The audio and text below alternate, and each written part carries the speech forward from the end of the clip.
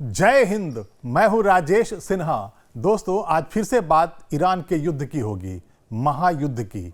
लेकिन आज मैं जो नई जानकारी आपके लिए लेकर आया हूं वो आपको सुनकर आश्चर्य होगा, आप हैरत में पड़ जाएंगे। जी हां, डोनाल्ड ट्रंप जो अमेरिका के राष्ट्रपति हैं, जिन्होंने युद्ध थोप दिया था अमेरिका के ऊपर हमला करके ईरान पर 28 फरवरी को इजराइल के साथ, आज उन्होंने एक ऐसा फैसला कर लिया है जिससे पूरी दुनिया हैरत में पड़ गई है। डोनाल्ड ट्रंप ने अभी अभी ऐलान किया है, थोड़ी देर पहले की ही बात है, कि हॉर्मुज स्ट्रेट में जो नाकाबंदी उन्होंने कर रखा था खोल दिया है। इसका क्या मतलब है? इसका मतलब साफ है कि डोनाल्ड ट्रंप ने जो कहा था कि वो हॉर्मुज स्ट्रेट में, चूंकि वहां पर ईरान ने बारूदी सुरंगों का जाल बिछा रखा है और वहां से वही जहाज, वही टैंकर्स गुजर रहे थे जिसे ईरान गुजरने की परमिशन दे रहा था, अनुमति दे रहा था। तो डोनाल्ड ट्रंप ने कहा कि यहां पर मैं नाकाबंदी कर रहा हूं और एक दिन उन्होंने अनाउंस कर दिया कि वो नेवल ब्लॉकेड कर रहे हैं ईरान के समुद्र में। उनका मकसद साफ था, उनका यह कहना था कि एक बार वो नेवल ब्लॉकेड कर चुके हैं तो वहां से ईरान में जाने वाले टैंकर्स और ईरान से निकलकर आने वाले टैंकर्स अब नहीं जाएंगे।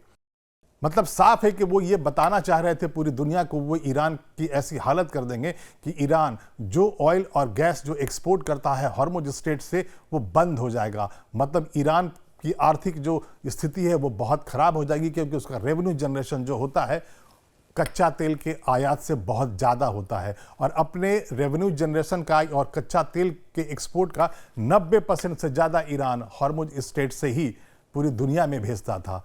और इसीलिए जब ये युद्ध खिंचता चला गया, 38 दिनों तक युद्ध चल रहा था, तो ईरान को ये मालूम था कि वही एक रास्ता है जहां पर वो दबाव बना सकता है डोनाल्ड ट्रंप के ऊपर। और युद्ध शुरू होने के सिर्फ 6 दिनों के बाद ही ईरान ने वहां पर माइंस बिछा दिया था, हॉर्मुज स्ट्रेट में बारूदी सुरंगों का जाल बिछा दिया था और उसके बाद से ही वहां से जहाज नहीं गुजर रहे थे।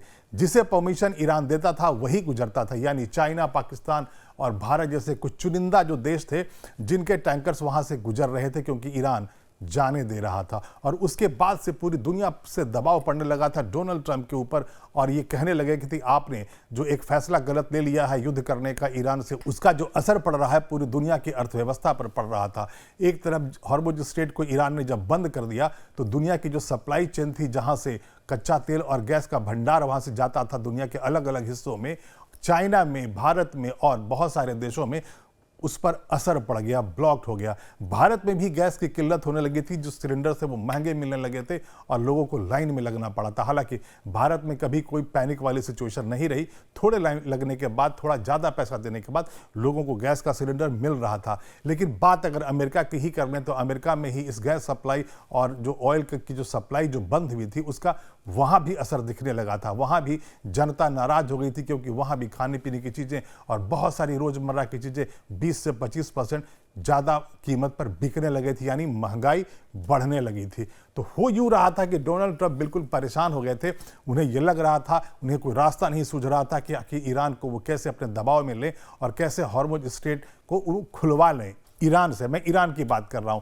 लेकिन ईरान कह रहा था बार बार कि वो इस युद्ध के लिए 6 महीने के लिए तैयार है और जब चाहे, जैसे चाहे, अगर अमेरिका और इजराइल हमला करेंगे तो हम उससे बड़ा पलटवार करेंगे। और ऐसा ही हो रहा था। 28 फरवरी की सुबह जब हमला किया था ईरान के ऊपर डोनाल्ड ट्रंप ने और बेंजामिन नेतन्याहू ने, तब से ही जो पलटवार ईरान कर रहा था वो बड़ा भयानक था और स्थिति इतनी खराब हो गई थी कि डोनाल्ड ट्रंप को एक दिन सीज फायर करना पड़ा और कह दिया कि 14 दिनों के लिए मैं सीज फायर का ऐलान कर रहा हूं और हमारी जो बातचीत है वो ईरान से हो गई है, बहुत ज़्यादा मुद्दे थे हम सुलझा चुके हैं और ईरान भी बातचीत के टेबल पर आने को तैयार है। लेकिन उसके बाद से लगातार ईरान कह रहा था कि अगर बातचीत होती है, अगर कोई समझौता होता है तो उसकी शर्तों पर होगा। और जो बातचीत हुई इस्लामाबाद में वो बेनतीजा निकली। हालांकि जानकारी ये भी आ रही है कि इस्लामाबाद में एक और दौर की जल्दी ही बातचीत होगी ईरान और अमेरिका के बीच में। लेकिन इसी बीच जब डोनाल्ड ट्रंप को एक दिन गुस्सा आया और उन्होंने सीधा उनका जो सोशल मीडिया प्लेटफॉर्म है ट्रुथ सोशल, वहां उन्होंने ऐलान कर दिया कि वो नेवल ब्लॉकेड कर रहे हैं ईरान का।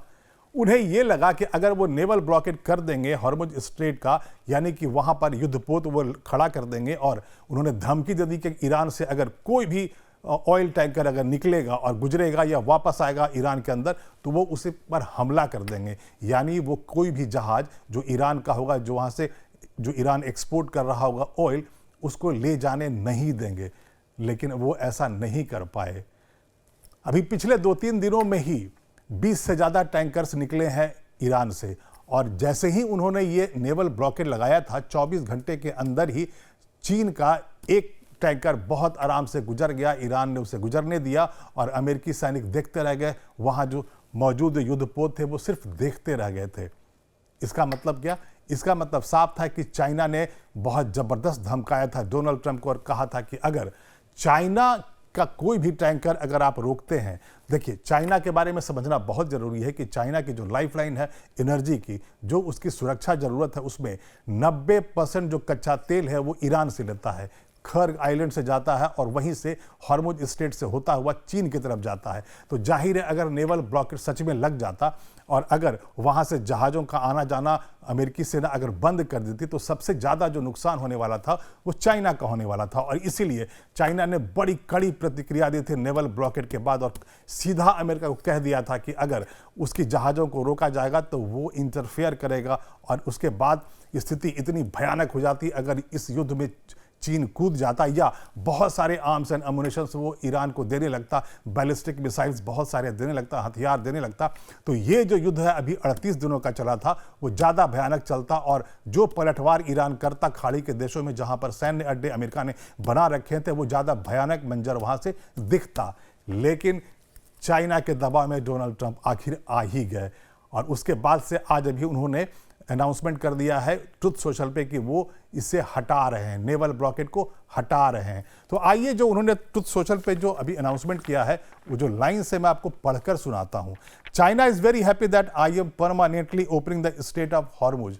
वो कह रहा है कि चाइना बहुत खुश होगा क्योंकि मैं परमानेंटली अब जो हॉर्मुज स्ट्रेट पर जो नेवल ब्लॉकेड लगा रखा था उसे मैं हटा रहा हूं, खोल रहा हूं, नाकेबंदी हटा रहा हूं। I am doing it for them, मैं चाइना के लिए कर रहा हूं, ऑल्सो एंड द वर्ल्ड। मतलब वो साफ तौर पे कह रहे हैं कि वो नेवल ब्लॉकेड जो उन्होंने लगाया था वो उसे अब हटा रहे हैं और वो चाइना के लिए हटा रहे हैं, पूरी दुनिया के लिए हटा रहे हैं। मैंने आपको अभी यही बताया था कि चाइना का 90% से ज़्यादा कच्चा तेल हॉर्मुज स्ट्रेट से ही गुजर कर चाइना में आता है और पूरी दुनिया में ये सप्लाई होता है। जो ईरान जो एक्सपोर्ट करता है गैस और तेल वो इसी रास्ते से जाता है। 20% से ज़्यादा दुनिया का कच्चा तेल और 30% से ज़्यादा गैस का जो भंडार है वो इसी रास्ते से दुनिया के अलग अलग हिस्सों में जाता था। लेकिन डोनाल्ड ट्रंप ने कह रखा था कि वो नेवल ब्लॉकेड लगा देंगे, ईरान के टैंकर्स को नहीं गुजरने देंगे। लेकिन आखिरकार चाइना के दबाव में उन्हें इस नेवल ब्लॉकेड को खोलना पड़ा और एक बार फिर से यह साबित हो गया कि डोनाल्ड ट्रंप ने इन 40 दिनों में 38 दिनों के युद्ध में जो जो उन्होंने कहा कि वो करेंगे वो कुछ नहीं कर पाए। पहले उन्होंने ये कहा कि वो सत्ता परिवर्तन कर देंगे, ईरान में रिजीम में बदलाव कर देंगे, लेकिन आज भी वहाँ खमनेई रिजीम है। सीनियर खमनेई अयतुल्ला खमनेई को तो उन्होंने मार दिया, लेकिन उनके छोटे बेटे मुज्तबा खमनेई आज भी वहाँ शासन कर रहे हैं, वहाँ के सुप्रीम लीडर हैं। तो सत्ता परिवर्तन वो नहीं कर पाए, अपना एक कठपुतली वो ईरान के शासन में नहीं बैठा पाए, पहला। दूसरा, उन्होंने ये कहा कि वो न्यूक्लियर प्रोग्राम को बिल्कुल पूरी तरह से वहाँ बंद करवा देंगे, लेकिन आज भी स्थिति यही है कि ईरान ने इस पर कोई कमिटमेंट नहीं दिया। ईरान शुरू से कह रहा है कि वह एक स्वतंत्र राष्ट्र है और उसके पास लीगल राइट्स हैं, उसके पास वैध अधिकार है कि वो अपने फैसले खुद ले सके और न्यूक्लियर प्रोग्राम को वो कभी भी बंद नहीं करेगा। हालांकि एक विवाद का मुद्दा है क्योंकि अमेरिका से ही ये खबर आ रही थी, वहाँ ही तुलसी गबार्ड ने ये कह दिया था कि वहाँ तो न्यूक्लियर प्रोग्राम जो चल ही नहीं रहा था। 2025 में जून में जो 12 दिनों का युद्ध हुआ था इजराइल और ईरान के बीच में, उसी समय सारे न्यूक्लियर फैसिलिटीज़ को बर्बाद कर दिया गया था ईरान में। तो जो डोनाल्ड ट्रंप कह रहे थे कि वहाँ पर वो न्यूक्लियर प्रोग्राम को रोकने के लिए हमला कर रहे हैं वो गलत था। यानी पहला, सत्ता परिवर्तन का लक्ष्य उनका पूरा नहीं हुआ। दूसरा, वो कह रहे थे कि न्यूक्लियर प्रोग्राम को बंद करेंगे, वो नहीं पूरा हुआ। आज भी ईरान अपने कमिटमेंट पे पूरी बार बार ईरान कह रहा है कि वो अपनी ज़रूरतों को पूरा करने के लिए किसी भी हद तक जाएगा और परमाणु कार्यक्रम को बंद करने जैसे किसी समझौते पर ईरान ने अभी तक हस्ताक्षर नहीं किया, कोई सहमति नहीं दी है। एक दिन ऐसे ही डोनाल्ड ट्रंप ने कह दिया कि वो ईरान के सारे पावर प्लांट्स को उड़ा देंगे, एटॉमिक पावर प्लांट्स को भी उड़ा देंगे, और कहा कि जितने एटॉमिक पावर प्लांट्स हैं, जितने पावर प्लांट्स हैं, मैं सबको बर्बाद कर दूंगा। लेकिन उसके बाद ही उन्होंने कह दिया कि नहीं, मैं तो अभी थोड़े दिनों का वक्त दे रहा हूँ ईरान को, ईरान चाहे तो हॉर्मुज स्ट्रेट को खोल दे, मैं हमला नहीं करने वाला हूँ। और फिर एक दिन फिर से उन्होंने यही कह दिया कि वो नेवल ब्लॉकेड कर देंगे हॉर्मुज स्ट्रेट का। मतलब साफ था कि वो ये कह रहे थे कि हर हाल में हॉर्मुज स्ट्रेट को वो खुलवा कर रहेंगे। उनका बयान है, उनका ट्रूथ सोशल पे एक पोस्ट है जिसमें वो कह रहे थे कि वो हर हाल में हॉर्मुज स्ट्रेट को खुलवा कर ही मानेंगे, ईरान से, यानी कि ईरान ने जो ब्लॉकेट कर रखा था वो उसकी बात कर रहे थे। लेकिन भाई साहब यहाँ तो मामला ही बदल गया। वो ईरान का ब्लॉकेट खुलवाने आए थे और खुद अपना ब्लॉकेट खुलवा कर वापस जा रहे हैं। मतलब ईरान ने जो वहाँ ब्लॉकेट कर रखा है, जो माइंस लगा रखे हैं, जो बारूदी सुरंगों को जाल वहाँ पर ईरान ने बिछा रखा है, वो अभी तक है। यानी आज की डेट में भी, यानी नेवल ब्लॉकेट जो अमेरिका हटा रहा है हॉर्मुज स्ट्रेट को, जो अपनी तरफ से अमेरिका खोल रहा है, डोनाल्ड ट्रंप ने जो कहा है कि वो वहाँ से अपना नेवल ब्लॉकेट हटा रहे हैं, उसके बाद भी ईरान के सारे माइंस अभी भी वहीं पानी में लगे हुए हैं, समुद्र में लगे हुए हैं। जो ब्लॉकेट ईरान ने पहले कर रखा था वो आज भी मौजूद है। यानी कि ईरान की मर्जी से ही वहाँ से आगे भी कोई भी ऑयल टैंकर, कोई भी गैस का टैंकर गुजर पाएगा। तो यहाँ भी डोनाल्ड ट्रंप बुरी तरह फेल हो गए।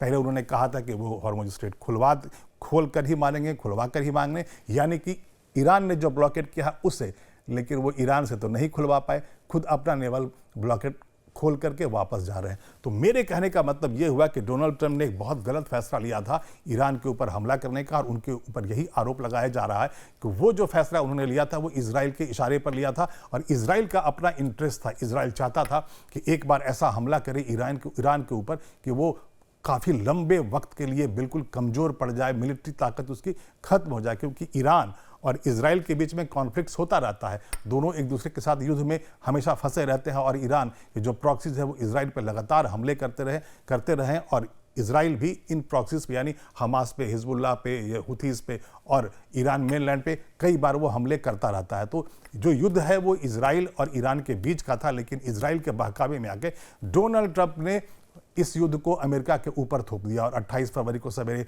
8:15 बजे उन्होंने इजराइल के साथ मिलकर ईरान पर हमला बोल दिया था। लेकिन उनका कोई भी फैसला सही साबित नहीं हुआ, और आखिर में आज भी जब उन्होंने ये कहा था कि वो ईरान को बिल्कुल घुटनों पर ला देंगे, पहले उन्होंने कोशिश की वहाँ के सुप्रीम लीडर को बाहर करके ईरान को घुटनों पर लाने की, तो वो नहीं हुआ। वहाँ लगातार भयानक पलटवार करता रहा ईरान, और नाकों चने चबवाता रहा अमेरिका और इजराइल को। और फिर बाद में उन्होंने कहा कि हॉर्मुज स्ट्रेट अगर नहीं खोलेगा ईरान तो मैं नेवल ब्लॉकेट कर दूंगा, मैं चारों तरफ से घेराबंदी कर दूंगा ईरान का। लेकिन ईरान ने ऐसा कुछ नहीं माना। ईरान ने अभी भी उसे ब्लॉकेट को बरकरार रखा है, बारूदी सुरंगों का जो जाल है अभी भी बिछा कर रखा हुआ। लेकिन खाली हाथ हॉर्मुज स्ट्रेट से लौटा कौन? तो डोनाल्ड ट्रंप खुद अपना ही नेवल ब्लॉकेट हटाकर बाहर जा रहे हैं। अभी के लिए इतना ही। मैं फिर आऊंगा, ऐसी को रोचक जानकारी आपके लिए लेकर आऊंगा। लेकिन अगर आपको ये वीडियो अच्छा लगा हो तो आप इसे लाइक कर दें और शेयर कर दें, और हमारे चैनल को आप सब्सक्राइब कर लें। और हाँ, हमारा न्यूज़ चैनल है लाइव टाइम्स, उसके ऐप को आप प्ले स्टोर पर जाकर डाउनलोड करें और 24 घंटे हमारा न्यूज़ चैनल लाइव टाइम्स देखते रहें। तब तक के लिए धन्यवाद।